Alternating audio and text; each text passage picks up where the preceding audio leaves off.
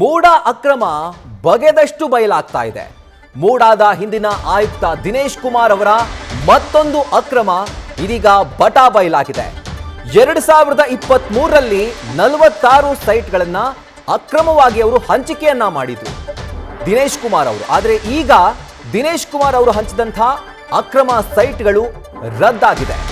ಅಕ್ರಮವಾಗಿ ಹಂಚಿಕೆಯಾಗಿದ್ದಂತಹ 46 ಸೈಟ್ಗಳನ್ನ ನಗರಾಭಿವೃದ್ಧಿ ಕಾರ್ಯದರ್ಶಿ ಇವತ್ತು ರದ್ದು ಮಾಡಿ ಆದೇಶವನ್ನ ಹೊರಡಿಸಿದ್ದಾರೆ.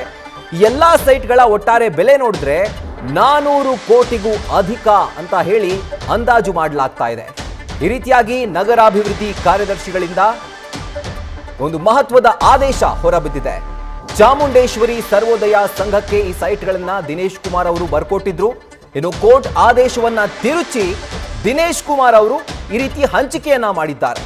ಹಾಗೂ 27 ಎಕರೆ ಮೂಡ ವಶಕ್ಕೆ ಈಗ ಸಾವಿರಾರು ಕೋಟಿ ಬೆಲೆ ಬಾಳುವಂತ ಆ ಒಂದು ಭೂಮಿ ಈಗ ಮತ್ತೊಮ್ಮೆ ಮೂಡ ವಶಕ್ಕೆ ಬಂದಿದೆ. 80 ಲಕ್ಷ ರೂಪಾಯಿನ ಸೈಟ್ನ ಕಡಿಮೆ ಮೊತ್ತಕ್ಕೆ ದಿನೇಶ್ ಕುಮಾರ್ ಅವರು ಮಾರಾಟ ಮಾಡಿರುವಂತಹ ಆರೋಪ ಕೂಡ ಇದೀಗ ಕೇಳಿ ಬಂದಿದೆ. ಸೊ ಮೂಡಾದ ಅಕ್ರಮ ಯಾವ ರೀತಿ ಇದೆ ಅಂತಂದ್ರೆ ಬೇರೆವರೆಗೂ ಹೋಗಿದೆ. ಬಗೆದಷ್ಟು ಆ ಅಕ್ರಮ ಬಯಲಾಗ್ತಾ ಇದೆ. ಈಗ 46 ಸೈಟ್ಗಳನ್ನ ಕೋರ್ಟ್ನ ಆದೇಶ ಇದ್ರೂ ಕೂಡ ಅದನ್ನ ತಿರುಚಿ ದಿನೇಶ್ ಕುಮಾರ್ ಅವರು ಮೂಡಾದ ಮಾಜಿ ಆಯುಕ್ತರು ಇವರು ಒಂದು ಸೊಸೈಟಿಗೆ ಮಾರಾಟ ಮಾಡಿದ್ರು. ಆ 46 ಸೈಟ್ಗಳನ್ನ ಇವತ್ತು ರದ್ದು ಮಾಡೋದಾಗಿ ನಗರಾಭಿವೃದ್ಧಿ ಕಾರ್ಯದರ್ಶಿ ಒಂದು ಮಹತ್ವವಾದಂಥ ಆದೇಶವನ್ನ ಹೊರಡಿಸಿದ್ದಾರೆ.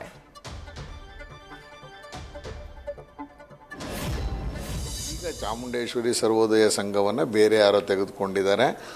ಅವರು ಮೈಸೂರು ನಗರಾಭಿವೃದ್ಧಿ ಪ್ರಾಧಿಕಾರದ ಮೇಲೆ ಕೇಸುಗಳು ಎಲ್ಲ ಹಂತದ ಕೇಸುಗಳನ್ನ ಮಾಡಿ ಹೈಕೋರ್ಟು, ಸುಪ್ರೀಂ ಕೋರ್ಟು ಮತ್ತು ಹೈಕೋರ್ಟಿಗೆಲ್ಲ ಆಗಿ ಕೊನೆಗೆ ಈ ಕೇಸು ನಗರಾಭಿವೃದ್ಧಿ ಪ್ರಾಧಿಕಾರದ ಪರವಾಗಿ ಆದಂಥ ತೀರ್ಪನ್ನು ಕಮಿಷನರ್ ಅವರು ತನಗೆ ಬೇಕಾದಂಗೆ ಹಿಂದಿನ ಕಮಿಷನರ್ ಆಗಿದ್ದಂಥ ದಿನೇಶ್ ಕುಮಾರು 46 ಸೈಟ್ಗಳನ್ನು ಚಾಮುಂಡೇಶ್ವರಿ ಸರ್ವೋದಯ ಸಹಕಾರ ಸಂಘದ ಯಾರೆಲ್ಲ ಸದಸ್ಯರಿದ್ದಾರೆ ಅವರಿಗೆ ಪರಭಾರೆ ಮಾಡುವಂಥದ್ದು, ಸೇಲ್ ಡೀಡ್ ಮಾಡುವಂಥದ್ದನ್ನು ಮಾಡಿಕೊಟ್ಟಿದ್ದಾರೆ. ತನಿಖೆಯನ್ನು ಹಿಡಿದು ಹೊರಟಂಥ ಸಂದರ್ಭದಲ್ಲಿ ಇದು ಅಕ್ರಮ ಅಂತ ಗೊತ್ತಾಯಿತು.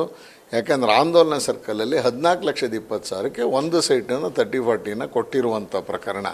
ಇವತ್ತು ಅಲ್ಲಿ 80 ಲಕ್ಷ ರೂಪಾಯಿ ಇದೆ ಒಂದು ಸೈಟು ಮಿನಿಮಮ್. ಅಂದರೆ ಈ 1-1.5 ವರ್ಷದಲ್ಲಿ 43 ಸೈಟ್ಗಳನ್ನು ಆತಾತುರವಾಗಿ ಏನು ಭ್ರಷ್ಟಾಚಾರಕ್ಕೆ ದಾರಿ ಮಾಡಿಕೊಟ್ಟಂಥ ಕಮಿಷನರು ಮಾಡಿದ್ರು ಅನ್ನುವಂಥದ್ದು ನಮ್ಮೆಲ್ಲರದ್ದು ಒತ್ತಾಯ ಇತ್ತು.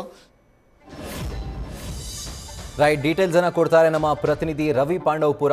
ರವಿ, ಈಗ ಕೋರ್ಟ್ ಆದೇಶ ಇದ್ರೂ ಕೂಡ ದಿನೇಶ್ ಕುಮಾರ್ ಅವರು ಈ ಒಂದು ಆದೇಶವನ್ನ ತಿರುಚಿ ನಿವೇಶನಗಳನ್ನ ಮಾರಾಟ ಮಾಡಿದ್ದಾರೆ, ಬರೆದು ಕೊಟ್ಟಿದ್ದಾರೆ ಅನ್ನುವಂಥ ಒಂದು ಆರೋಪ ಇದೆ. ಮೊದಲನೇದು, ಈಗ ಕೋರ್ಟ್ ಆದೇಶ ಏನಿತ್ತು ಅಂತ ನನ್ನ ಪ್ರಶ್ನೆ ಆಗಿದೆ. ಜೊತೆಗೆ ಈಗ ದಿನೇಶ್ ಕುಮಾರ್ ಅವ್ರ ವಿರುದ್ಧ ಇಷ್ಟೆಲ್ಲ ಆರೋಪಗಳು ಕೇಳಿ ಬಂದರೂ ಕೂಡ ಸರ್ಕಾರ ಯಾಕೆ ಇದುವರೆಗೂ ಕಣ್ಣು ಮುಚ್ಕೊಂಡು ಕುಳಿತುಕೊಂಡು ಯಾವುದೇ ಥರದ ಒಂದು ಆಕ್ಷನ್ ಅನ್ನ ಇವ್ರ ಮೇಲೆ ತಗೊಳ್ಕೊಳ್ತಿಲ್ಲ ಅಂತ ಡೀಟೇಲ್ಸ್ ಕೂಡ ಹಾಗಿದ್ರೆ. ರಾಹುಲ್, ಮೈಸೂರು ಮೂಡದ ಅಕ್ರಮ ದಿನದಿಂದ ದಿನಕ್ಕೆ ಬೆಟ್ಟದಂತೆ ಬೆಳೀತಲೇ ಇದೆ. ಬಗೆದಷ್ಟು ಅದರ ಅಕ್ರಮಗಳು ಬಯಲಿಗೆ ಬರ್ತಾನೆ ಇದೆ. ಪ್ರಮುಖವಾಗಿ ಈವರೆಗೆ ಮೂಡದಲ್ಲಿ ಸುಮಾರು 5,000 ಸೈಟ್ಗಳಷ್ಟು ಗೋಲ್ಮಾಲ್ಗಳಾಗಿತ್ತು ಅನ್ನೋ ಒಂದು ಸುದ್ದಿನ ಕೇಳ್ತಿದ್ವಿ. ಇದ್ರ ಜೊತೆಗೆ ಮುಖ್ಯಮಂತ್ರಿ ಸಿದ್ದರಾಮಯ್ಯ ಅವರ 14 ಸೈಟ್ಗಳ ಪ್ರಕರಣವನ್ನ ನಾವು ಮುನ್ನೆಲೆಗೆ ನೋಡ್ತಿದ್ವಿ.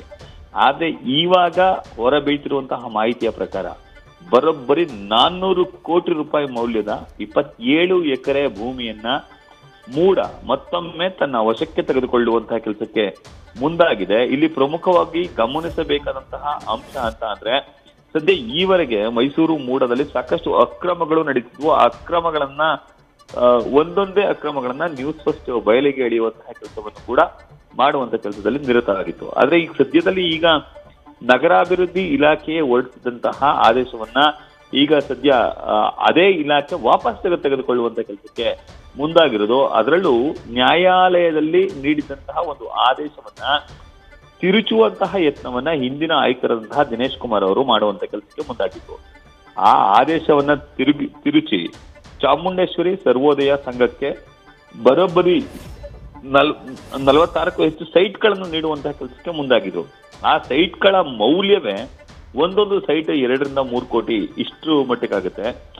ಯಾರ್ಯಾರಿಗೆ ಅವ್ರು ಹಂಚಿದ್ದಾರೆ, ಯಾವ ರೀತಿ ಹಂಚಿದ್ದಾರೆ ಅನ್ನೋದನ್ನ ಕೂಡ ಅವರು ಗೌಪ್ಯವಾಗಿ ಇರಿಸುವಂತ ಕೆಲಸಕ್ಕೆ ಮುಂದಾಗಿದ್ರು. ಮತ್ತೆ ಚಾಮುಂಡೇಶ್ವರಿ ಸರ್ವೋದಯ ಸಂಘಕ್ಕೆ ಸೇರದೆ ಇರುವಂತಹ ಅನಾಮಧೇಯ ವ್ಯಕ್ತಿಗಳ ಹೆಸರಿನಲ್ಲಿ ಆ ಸೈಟ್ಗಳನ್ನ ದಿನೇಶ್ ಕುಮಾರ್ ಮಾಡಿಕೊಡುವಂತೆ ಕೆಲಸಕ್ಕೆ ಮುಂದಾಗಿದ್ದು, ಈ ಸಂಬಂಧ ನಗರಾಭಿವೃದ್ಧಿ ಕಾರ್ಯದರ್ಶಿ ಆಗಿರುವಂತಹ ಲತಾ ಅವರು ಸದ್ಯ ಆದೇಶವನ್ನ ಹೊರಡಿಸಿದ್ದಾರೆ. ಆ ಎಲ್ಲ 46 ಸೈಟ್ಗಳು ಈಗ ರದ್ದಾಗಿವೆ. ಸದ್ಯ ಈ 46 ಸೈಟ್ಗಳ ಮೌಲ್ಯವೇ 400 ಕೋಟಿ ಇದೆ.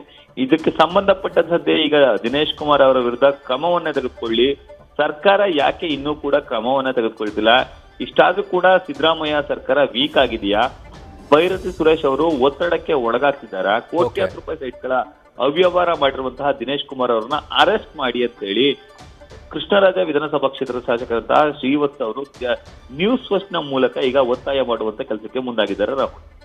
ರೈಟ್ ರವಿ, ಥ್ಯಾಂಕ್ ಯು ನಿಮ್ಮ ಡೀಟೇಲ್ಸ್ಗೆ. ನ್ಯೂಸ್ ಫಸ್ಟ್ ನಿರ್ಭೀತಿಯಿಂದ ನಿಮ್ಮ ಪರವಾಗಿ.